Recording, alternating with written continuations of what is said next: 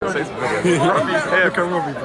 so gassed. The positives about 10 days' time is that the quality of opposition we're playing first game of the season, I don't think is going to be as good as the quality of the opposition we play today. I don't know, man. And if they've brought in some good signings now, Mateus Cunha's in there. They're about to buy. No, he's a tall guy as well, and you've got to get those crosses into him. And I think we're struggling to do that at the moment. So I think it's down to the wingers, especially, to learn how to get those crosses in, especially from the corners. Absolutely, obviously, we love a set piece. Back home, we're asked today game. I mean, same old shit at the time. We cannot play certain way and believe that we are the type of team that can play in. I don't think we're taking these games serious. You understand? We don't think we're taking this game serious. We signed 6 players, and we know Kyle Everett is injured. So you break it down to you. He's had all the stress. What stress? Of the, you know, he wasn't training. He was training with our own. What we want, is to Gyökeres to get as much. Now Kyle Everett is injured or get a knock, whatever the situation is there. So listen, man, listen.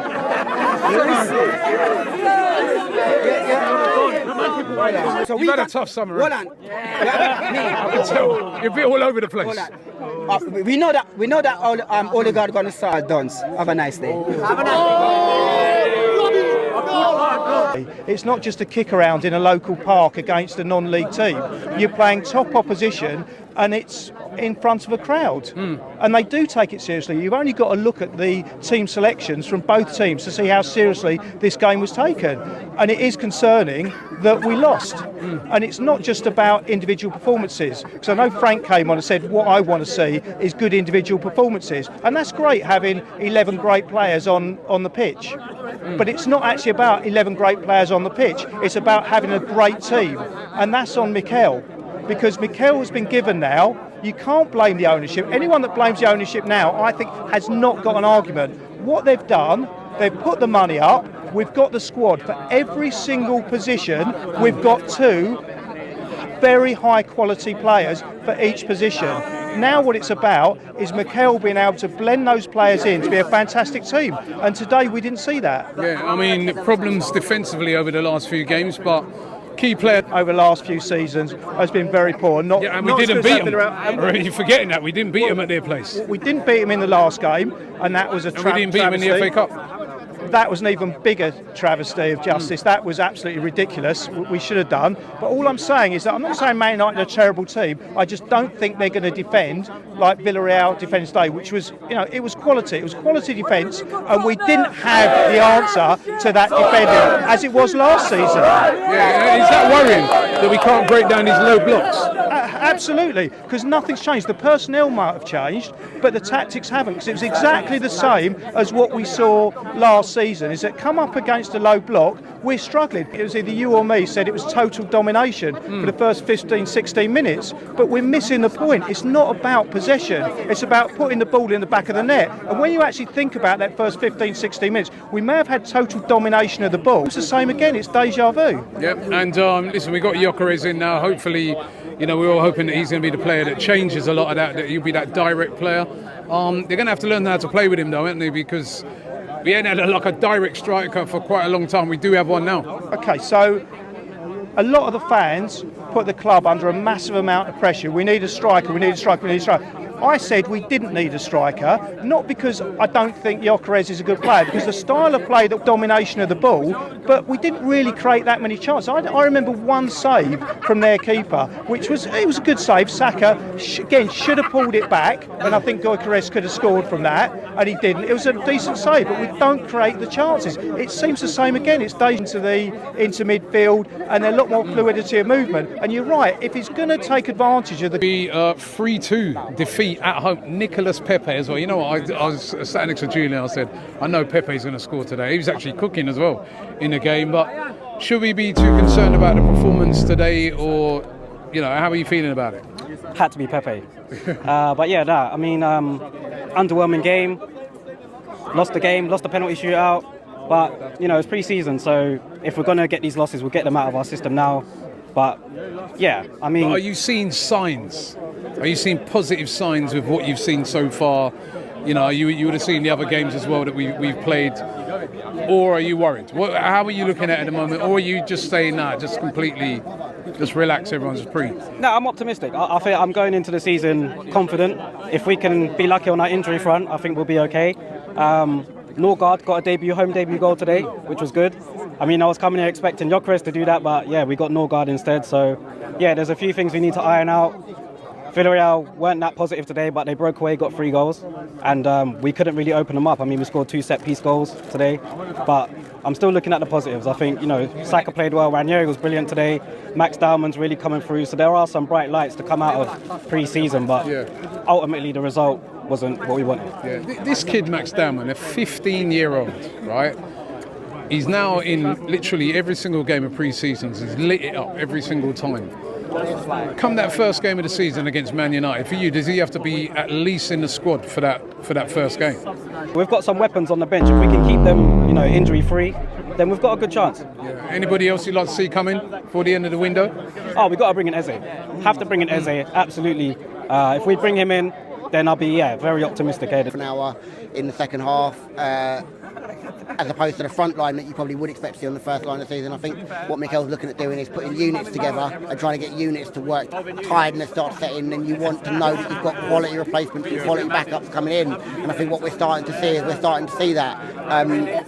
there's going to have to kind of cement our final third place. I think you'll see that a bit more. You'll probably see more Rice, Supermendy, Ødegaard with a little bit longer on the pitch, possibly ideally trying to play with Gyökeres a little bit to get used to him and him to get used to them. And that's what pre-season's about. It's about. You're not worried about the last couple of results, because it is two wins, 2 defeats.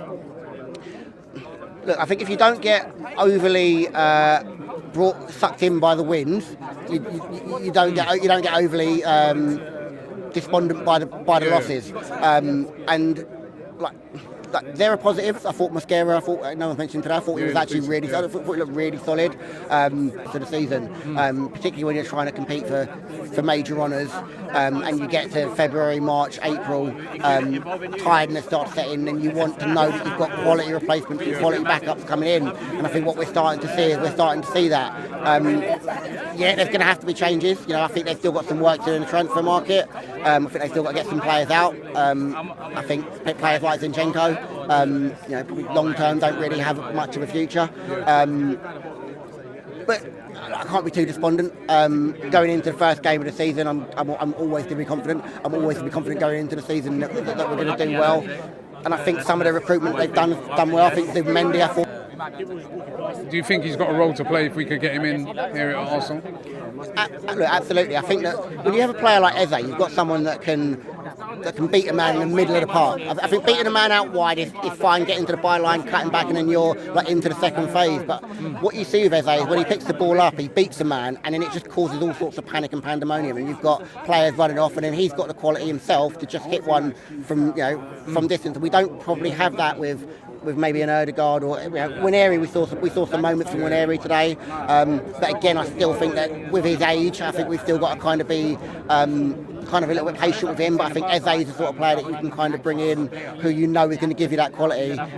When you're playing with Zubimendi, who can play passes through the line, you're able to find Eze behind the midfield. He gets the ball on the half turn, starts running at defenders, and you start causing problems. And I don't think at the minute we've got the sort of players that can do that.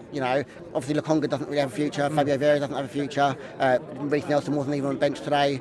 So if we can start to move those players on, I think what we have, the back line starting to look a lot more solid. Kepa comes in, a bit more solid than maybe Neto, but we probably are still missing a player that can take a player on in the middle of the park and cause something out of nothing. Ødegaard can get the ball and he'll play through balls, but he's not really going to beat a man or jinx past one. Comes in and gives you that right from the get-go. Let me just finally ask you, you're confident going into the new season?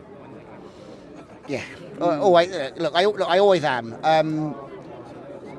So I think Arteta's trying to get his own players. He's trying to get players so that when he build up his setup, he knows, okay, do you know what?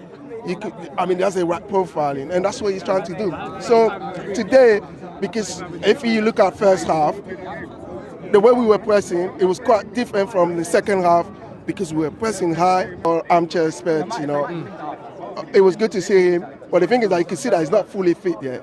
So it will take time. So I think there's no, I don't mean that. Full start, right? Much as what you said is true, but we got to hit the ground running. Oh, yes, true. But I said Gabriel will be back by then fully, because obviously he saw that this. I think today was his first game, so he'll be back fully. So do you know what? I'm still okay. I'm still positive that listen, Arsenal will do well this season. So Can we win the league this season? we're part of the conversation. I always say this to you. No, conversation. We're always part of the conversation, but can we win it? Listen.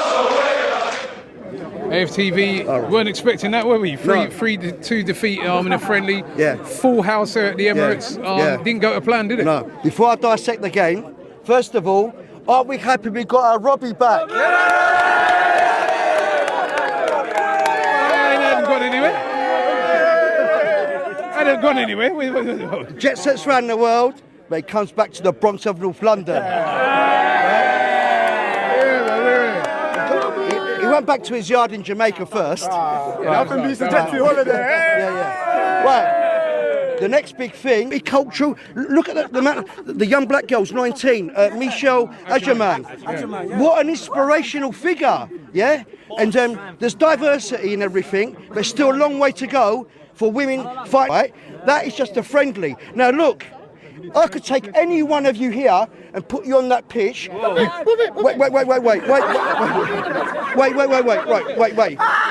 Your Carez, he's probably had about one. Well, Robbie, right? Oh, we should have got his sack.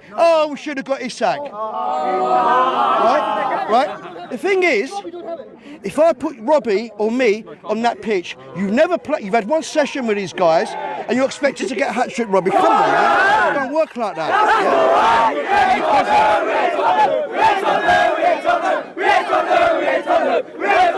Just say that you are positive. But Arteta got them motivated, and they did. Right? Don't write people. Who thought we was going to beat Real Madrid without Gabriel Magalhaes? We beat them. We beat them, Robbie. Right?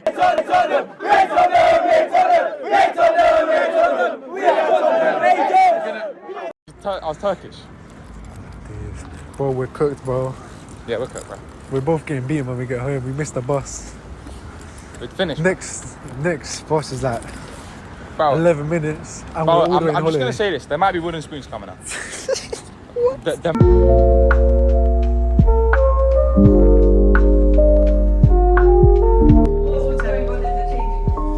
I had to tell Saka that look, he can't be the star boy every day. He can't be, but you know, he scored.